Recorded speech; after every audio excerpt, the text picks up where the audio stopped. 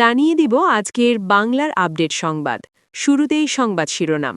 বাংলাদেশের রাজনীতিতে ফেরার নিখুঁত পরিকল্পনা আওয়ামী লীগের, থাকছে প্রতিবেদনে। হাসিনার নির্দেশে দেশ জুড়ে তাণ্ডব, রাজনীতিতে তোলপাড়, থাকছে প্রতিবেদনে। যমুনা ইস্যুতে চাঞ্চল্য, নিরাপত্তা শঙ্কায় পিছিয়ে তারেক রহমান, থাকছে প্রতিবেদনে। বিতর্কের কেন্দ্রে রাষ্ট্রপতি, হাসিনাকে ফ্যাসিস্ট আখ্যা নিয়ে নীরবতা, থাকছে প্রতিবেদনে। হাসিনাবিহীন বাংলাদেশে জামায়াত নির্ভর বিএনপি সরকার, থাকছে প্রতিবেদনে। শেখ হাসিনার আমলে ভারত থেকে ৮০,০০০ কোটি টাকার সহায়তা পেয়েছে বাংলাদেশ, থাকছে প্রতিবেদনে। এতক্ষণ শুনতেছিলেন সংবাদ শিরোনাম, এখন বিস্তারিত। বাংলাদেশের রাজনীতিতে ফেরার নিখুঁত পরিকল্পনা, নীরবে ছক কষছে আওয়ামী লীগ। সাম্প্রতিক রাজনৈতিক টানাপোড়েন, নেতৃত্বের ছড়িয়ে পড়া অবস্থান এবং সাংগঠনিক চ্যালেঞ্জের মধ্যেই নতুন করে আলোচনায় এসেছে বাংলাদেশ আওয়ামী লীগ কি আবার সুসংগঠিতভাবে রাজনীতির মাঠে ফেরার প্রস্তুতি নিচ্ছে। দলটির ভেতরে ও বাইরে নানা সূত্রে এমন ইঙ্গিত মিলছে, যা রাজনৈতিক অঙ্গনে নতুন কৌতূহল ও জল্পনার জন্ম দিয়েছে। রাজনৈতিক বিশ্লেষকদের মতে, একটি বড় রাজনৈতিক দল যখন দীর্ঘ সময় চাপে থাকে, তখন তারা সাধারণত পুনর্গঠন ও প্রত্যাবর্তন পরিকল্পনা গ্রহণ করে। বাংলাদেশ আওয়ামী লীগের ক্ষেত্রেও তেমন একটি কৌশলগত পরিকল্পনার আলামত দেখা যাচ্ছে বলে ধারণা করা হচ্ছে। দলীয় সূত্রগুলো বলছে, প্রথম ধাপে গুরুত্ব দেওয়া হচ্ছে সাংগঠনিক পুনর্গঠনে। তৃণমূল থেকে শুরু করে কেন্দ্রীয় পর্যায় পর্যন্ত কমিটিগুলো পুনর্বিন্যাস, নিষ্ক্রিয় নেতাদের সক্রিয় করা এবং নতুন মুখকে সামনে আনার উদ্যোগ নেওয়া হচ্ছে। এতে করে দলকে আবার মাঠমুখী করার চেষ্টা চলছে। এই পরিকল্পনার আরেকটি গুরুত্বপূর্ণ অংশ হল প্রবাসে থাকা নেতাদের সঙ্গে সমন্বয় জোরদার করা। বিশেষ করে দিল্লি-সহ বিভিন্ন স্থানে অবস্থানরত নেতাদের সঙ্গে নিয়মিত যোগাযোগ রাখা হচ্ছে বলে জানা গেছে। এতে করে একটি সমন্বিত নেতৃত্ব কাঠামো গড়ে তোলার চেষ্টা করা হচ্ছে। রাজনৈতিক বিশ্লেষকরা বলছেন, শুধু সংগঠন নয়, ইমেজ পুনর্গঠনও এই পরিকল্পনার গুরুত্বপূর্ণ অংশ। সাম্প্রতিক বিতর্ক ও সমালোচনার পর দলটি জনমনে ইতিবাচক ধারণা তৈরি করতে চায়।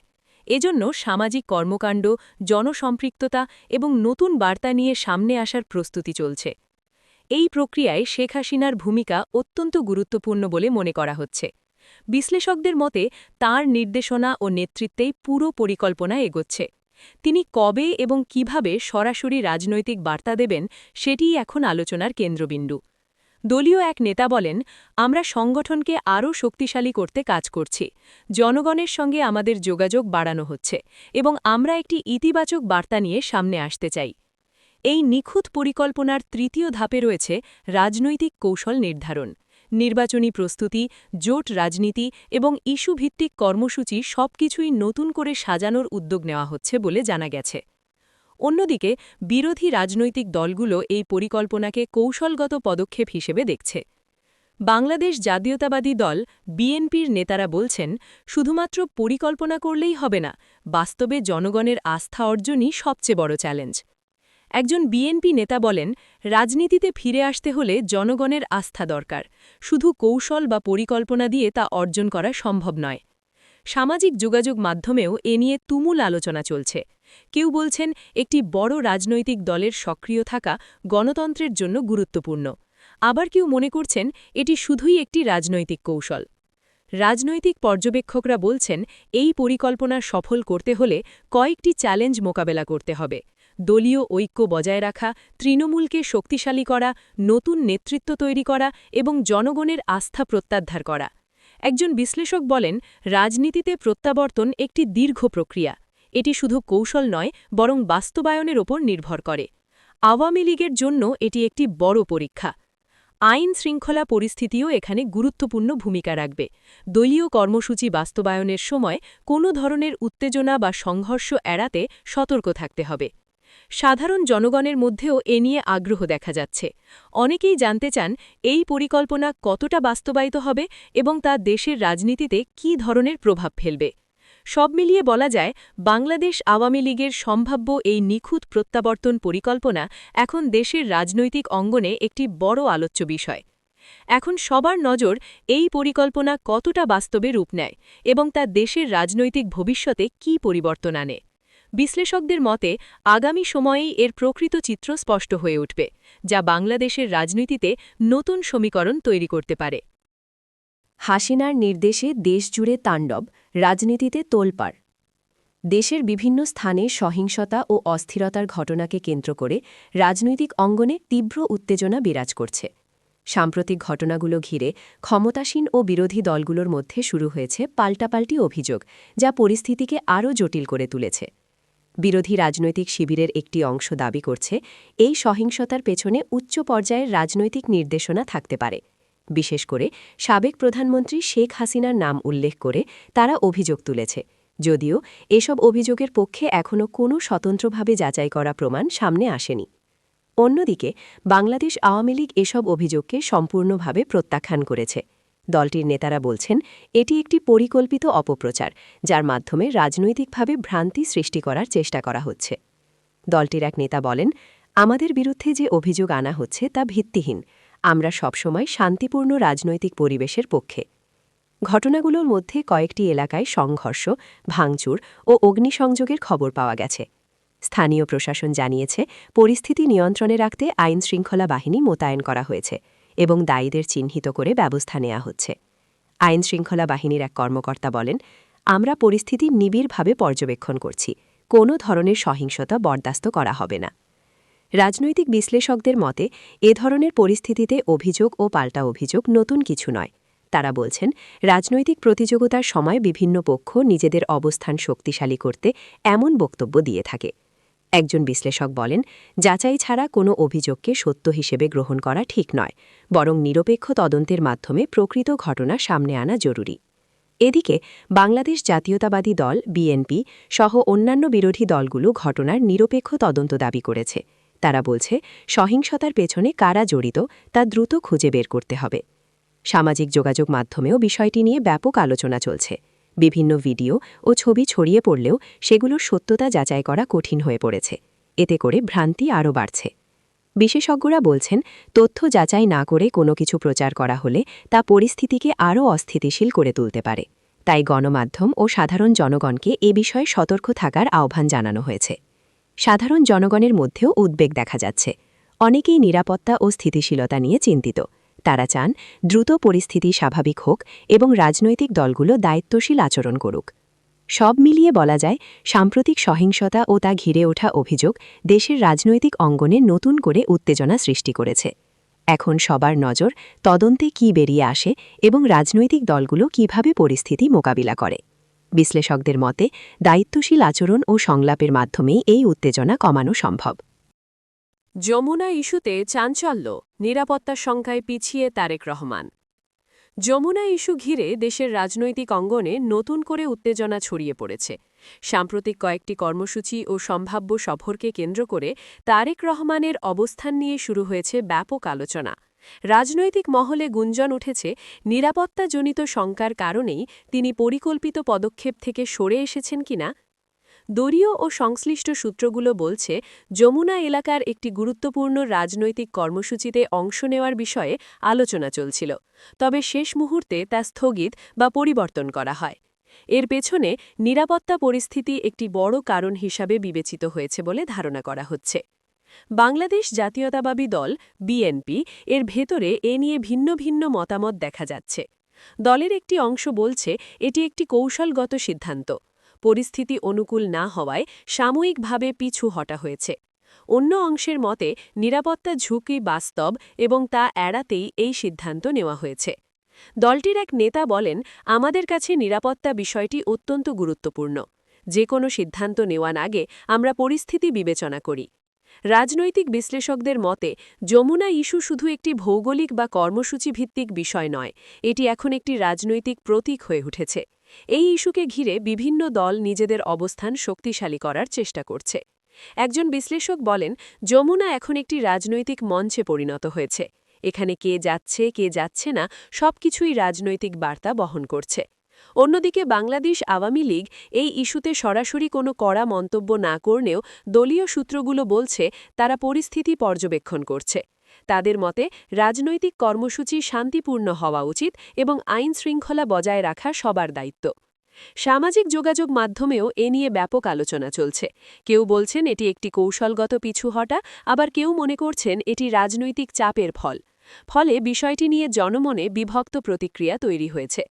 নিরাপত্তা বিশ্লেষকরা বলছেন যে কোনো রাজনৈতিক নেতার যে কোনো কর্মসূচিতে নিরাপত্তা একটি গুরুত্বপূর্ণ বিষয়।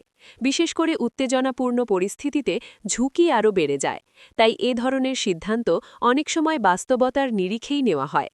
একজন নিরাপত্তা বিশ্লেষক বলেন, নিরাপত্তা ঝুঁকি থাকলে কোনো নেতারই সরাসরি অংশ নেওয়া উচিত নয়। এটি শুধু ব্যক্তিগত নয়, বরং সামগ্রিক পরিস্থিতির ওপর প্রভাব ফেলে। এদিকে আইন শৃঙ্খলা বাহিনী জানিয়েছে তারা সব ধরনের পরিস্থিতি মোকাবেলায় প্রস্তুত রয়েছে। যে কোনো কর্মসূচি শান্তিপূর্ণভাবে সম্পন্ন করতে প্রয়োজনীয় ব্যবস্থা নেওয়া হচ্ছে। সাধারণ জনগণের মধ্যেও এ নিয়ে আগ্রহ দেখা যাচ্ছে। অনেকেই জানতে চান কেন এই সিদ্ধান্ত নেওয়া হলো এবং ভবিষ্যতে কী হতে পারে। রাজনৈতিক পর্যবেক্ষকরা মনে করছেন এই ইস্যু আগামী দিনগুলোতে আরও বড় রাজনৈতিক আলোচনায় পরিণত হতে পারে। বিশেষ করে যদি এটি নিয়ে নতুন কর্মসূচি বা ঘোষণা আসে, তাহলে পরিস্থিতি আরও উত্তপ্ত হতে পারে। সব মিলিয়ে বলা যায়, যমুনা ইস্যু ঘিরে তারেক রহমানের সম্ভাব্য পিছু হটার গুঞ্জন দেশের রাজনৈতিক অঙ্গনের নতুন চাঞ্চল্য সৃষ্টি করেছে। এখন সবার নজর তিনি ভবিষ্যতে কী সিদ্ধান্ত নেন এবং এই ইস্যু দেশের রাজনৈতিক সমীকরণে কী প্রভাব ফেলে। বিশ্লেষকদের মতে এটি শুধু একটি ঘটনা নয়, বরং বৃহত্তর রাজনৈতিক কৌশলের অংশ হিসাবেও বিবেচিত হতে পারে। বিতর্কের কেন্দ্রে রাষ্ট্রপতি ফ্যাসিস্ট আখ্যা নিয়ে নীরবতা, রাজনৈতিক অঙ্গনে তীব্র আলোচনা। দেশের রাজনৈতিক অঙ্গনে নতুন করে উত্তেজনার জন্ম দিয়েছে এক বিতর্কিত মন্তব্যকে ঘিরে তৈরি হওয়া পরিস্থিতি। সাবেক প্রধানমন্ত্রী শেখ হাসিনাকে ফ্যাসিস্ট আখ্যা দেওয়ার অভিযোগ সামনে আসার পর সেই বিষয়ে রাষ্ট্রপতির নীরবতা এখন আলোচনার কেন্দ্রে। এই নীরবতা নিয়ে বিভিন্ন রাজনৈতিক দল, বিশ্লেষক ও নাগরিক সমাজের মধ্যে শুরু হয়েছে তীব্র বিতর্ক। ঘটনার সূত্রপাত একটি সাম্প্রতিক রাজনৈতিক বক্তব্য থেকে, যেখানে একটি পক্ষ থেকে শেখ হাসিনাকে কঠোর ভাষায় সমালোচনা করা হয়। ওই মন্তব্যের পরপরই বিষয়টি রাজনৈতিক অঙ্গনে আলোচনার কেন্দ্রবিন্দুতে উঠে আসে। তবে এ বিষয়ে রাষ্ট্রপতির পক্ষ থেকে এখনও কোনো আনুষ্ঠানিক প্রতিক্রিয়া না আসায় পরিস্থিতি আরও জটিল হয়ে উঠেছে। বাংলাদেশ আওয়ামী লীগ এই নীরবতাকে দুঃখজনক হিসেবে উল্লেখ করেছে। দলটির নেতারা বলছেন, একটি গুরুত্বপূর্ণ সাংবিধানিক পদে থাকা ব্যক্তির কাছ থেকে এ ধরনের বিষয়ে স্পষ্ট অবস্থান প্রত্যাশিত। তার মনে করেন রাষ্ট্রপতির নীরবতা ভুল বার্তা দিতে পারে। দলটির এক নেতা বলেন, দেশের রাজনীতিতে শালীনতা বজায় রাখা জরুরি। এমন মন্তব্যের বিষয়ে রাষ্ট্রপতির অবস্থান জানা প্রয়োজন। অন্যদিকে বাংলাদেশ জাতীয়তাবাদী দল বিএনপি ভিন্ন দৃষ্টিভঙ্গি তুলে ধরেছে। তাদের মতে রাজনৈতিক বক্তব্যের প্রতিক্রিয়া দেওয়া রাষ্ট্রপতির দায়িত্বের মধ্যে পড়ে না। তারা বলছেন রাষ্ট্রপতির নীরবতা নিরপেক্ষতার অংশ হিসেবেও দেখা যেতে পারে। একজন বিএনপি নেতা বলেন, রাষ্ট্রপতি একটি নিরপেক্ষ পদ, সব রাজনৈতিক বক্তব্যে প্রতিক্রিয়া দেওয়া তার জন্য প্রয়োজনীয় নয়। রাজনৈতিক বিশ্লেষকদের মতে এই বিষয়টি শুধুমাত্র একটি মন্তব্যের মধ্যে সীমাবদ্ধ নয়, বরং এটি রাষ্ট্রের উচ্চ পর্যায়ের ভূমিকা, দায়িত্ব ও সীমাবদ্ধতা নিয়ে একটি বড় প্রশ্ন তুলে দিয়েছে। একজন বিশ্লেষক বলেন, রাষ্ট্রপতির নীরবতা কখনো কখনো কৌশলগত হতে পারে, তবে সংবেদনশীল বিষয়ে নীরবতা অনেক সময় বিতর্কও তৈরি করে। আইন বিশেষজ্ঞরা বলছেন, সংবিধান অনুযায়ী রাষ্ট্রপতির ভূমিকা মূলত আনুষ্ঠানিক এবং তিনি সাধারণত নির্বাহী সিদ্ধান্তে সরাসরি জড়িত থাকেন না। ফলে রাজনৈতিক বক্তব্যে প্রতিক্রিয়া দেওয়া তার জন্য বাধ্যতামূলক নয়, তবে বিশেষ পরিস্থিতিতে তার অবস্থান গুরুত্বপূর্ণ হয়ে উঠতে পারে। সামাজিক যোগাযোগ মাধ্যমেও এ নিয়ে ব্যাপক আলোচনা চলছে। কেউ বলছেন রাষ্ট্রপতির উচিত ছিল স্পষ্ট বক্তব্য দেওয়া, আবার কেউ মনে করছেন নীরব থাকাই তার জন্য উপযুক্ত সিদ্ধান্ত। নাগরিক সমাজের প্রতিনিধিরাও এই বিষয়ে মতামত দিয়েছেন। তারা বলছেন রাজনৈতিক শালীনতা রক্ষা করা সবার দায়িত্ব, একই সাথে সাংবিধানিক পদে থাকা ব্যক্তিদের ভূমিকা নিয়েও সচেতনতা থাকা প্রয়োজন। এদিকে বাংলাদেশ আওয়ামী লীগের সমর্থকরা বিষয়টি নিয়ে ক্ষোভ প্রকাশ করেছেন। অন্যদিকে বিরোধী সমর্থকরা এটিকে স্বাভাবিক রাজনৈতিক বক্তব্য হিসেবে দেখছেন। ফলে বিষয়টি জনমনে বিভক্ত প্রতিক্রিয়া তৈরি করেছে। রাজনৈতিক পর্যবেক্ষকরা বলছেন, এ ধরনের বিতর্ক দেশের রাজনৈতিক পরিবেশকে আরও উত্তপ্ত করে তুলতে পারে। বিশেষ করে নির্বাচন বা বড় রাজনৈতিক সিদ্ধান্তের আগে এমন পরিস্থিতি বড় প্রভাব ফেলতে পারে। একজন পর্যবেক্ষক বলেন, রাজনীতিতে ভাষার ব্যবহার অত্যন্ত গুরুত্বপূর্ণ। একটি শব্দই অনেক সময় বড় সংকট তৈরি করতে পারে। সব মিলিয়ে বলা যায়, শেখ হাসিনাকে ফ্যাসিস্ট আখ্যা দেওয়া এবং সেই বিষয়ে রাষ্ট্রপতির নীরবতা দেশের রাজনৈতিক অঙ্গনে নতুন করে উত্তেজনা সৃষ্টি করেছে। এখন সবার নজর রাষ্ট্রপতি এ বিষয়ে কোনো বক্তব্য দেন কিনা এবং রাজনৈতিক দলগুলো কিভাবে এই বিতর্ক সামাল দেয়। বিশ্লেষকদের মতে এটি শুধু একটি মন্তব্য নয়, বরং দেশের রাজনৈতিক সংস্কৃতি ও শালীনতার ওপরও একটি গুরুত্বপূর্ণ প্রশ্ন তুলে দিয়েছে। হাসিনাবিহীন বাংলাদেশে জামায়াত এনসিপির ষড়যন্ত্রে আতঙ্ক বাড়ছে তারিকের। ত্রয়োদশ জাতীয় সংসদ নির্বাচনে আওয়ামী লীগকে অংশগ্রহণ করতে দেওয়া হয়নি। পূর্বতন তদারকি সরকার প্রধান মোহাম্মদ ইউনুস কলকাঠি নেড়ে দলটিকে নিষিদ্ধ ঘোষণার পাশাপাশি দলের প্রতীক ফ্রিজড করে নেয়। ফলে নতুন সংসদ আওয়ামীবিহীন। এটা কি তারেক রহমানের কাছে আশীর্বাদ না অভিশাপ? রাজনৈতিক বিশ্লেষকেরা বলছেন, বাংলাদেশের রাজনীতিতে আওয়ামী লীগের না থাকাটা তারেক সরকারের কাছে শুধু অভিশাপ নয়, একটা আতঙ্কের বাতাবরণ তৈরি করেছে। আওয়ামী লীগ এবং হাসিনাকে নিয়ে বিস্তর অভিযোগ রয়েছে। দলটি বিএনপিকে নিষিদ্ধ ঘোষণার পাশাপাশি দলের বিরুদ্ধে একাধিক পদক্ষেপ করে। বিএনপি নিরঙ্কুশ সংখ্যাগরিষ্ঠতা অর্জনের পর একটা প্রশ্ন ঘুরতে শুরু করে, আওয়ামী লীগের দেখানো পথেই কি হাঁটবে বিএনপি? এক কথায় না। তারেক রহমানকে সম্প্রতি একটি গণমাধ্যমের তরফ থেকে প্রশ্ন করা হয়েছিল, আওয়ামী লীগের নিষিদ্ধ ঘোষণার বিষয়ে তার বা তার দলের অবস্থান কি। প্রশ্নের জবাব দিতে গিয়ে প্রধানমন্ত্রী তারেক একবারের জন্য আওয়ামী লীগের নাম উচ্চারণ করেননি, তবে জানিয়েছেন তিনি কোনো রাজনৈতিক দলকে নিষিদ্ধ ঘোষণার পক্ষপাতী নন। তার মুখে এই বক্তব্য শুনে রাজনৈতিক মহল নিশ্চিত হয়ে গিয়েছিল, প্রধানমন্ত্রী চাইছেন জাতীয় রাজনীতিতে আওয়ামী লীগের প্রত্যাবর্তন। শুধু তিনি কেন, তার দলের প্রবীণ নেতা মির্জা ফখরুল ইসলাম আলমগীর জানান, আওয়ামী লীগের ব্যাপারে তো নির্বাচন কমিশন পরিষ্কার সিদ্ধান্ত নিয়েছে, তাদের কার্যক্রম সরকার নিষিদ্ধ ঘোষণা করেছে। পরবর্তীকালে রাজনৈতিক প্রেক্ষাপট থেকেই উঠে আসবে আওয়ামী লীগের বিষয়ে পরবর্তী সিদ্ধান্ত। এখানেই শেষ নয়, আলমগীরকে বলতে শোনা যায়, এরা হঠাৎ করে বেরিয়ে আসে, এগুলোকে খুব বেশি গুরুত্ব দেওয়ার কিছু আছে বলে আমি মনে করি না। আমি যেটা মনে করি, পলিটিক্সটাকে চলতে দিন, let politics move in its own way, let democracy move in its own way. বিচ্ছিন্নভাবে কোনো কিছুকে দেখে রাজনীতিকে বন্ধ করে, গণতন্ত্রকে আটকে দিয়ে, পথ বন্ধ করে দিয়ে, লেট ইট মুভ, কাজ করুক না। আলমগীর যেটা বোঝাতে চেয়েছেন যে আওয়ামী লীগকে নিষিদ্ধ ঘোষণা হয়েছে, সেই অবস্থান থেকে এই মুহূর্তে তাদের সরকারের সরে আসার প্রশ্ন উঠছে না। তবে আওয়ামী লীগের যেসব শাখা সংগঠন আছে তারা চাইলে রাজনীতি করতেই পারে। কেন তার বা প্রধানমন্ত্রী তারেক রহমানের ইচ্ছা দলটি জাতীয় রাজনীতিতে ফিরে আসুক? এর অন্তর্নিহিত কারণ রয়ে গিয়েছে সংসদের অভ্যন্তরে। জামায়াত প্রধান বিরোধী দল হিসেবে আত্মপ্রকাশ করেছে। এনসিপিও কয়েকটি আসনে জয়ী হয়েছে। কয়েকজন জুলাই যোদ্ধাও সংসদে ঢুকে গিয়েছেন।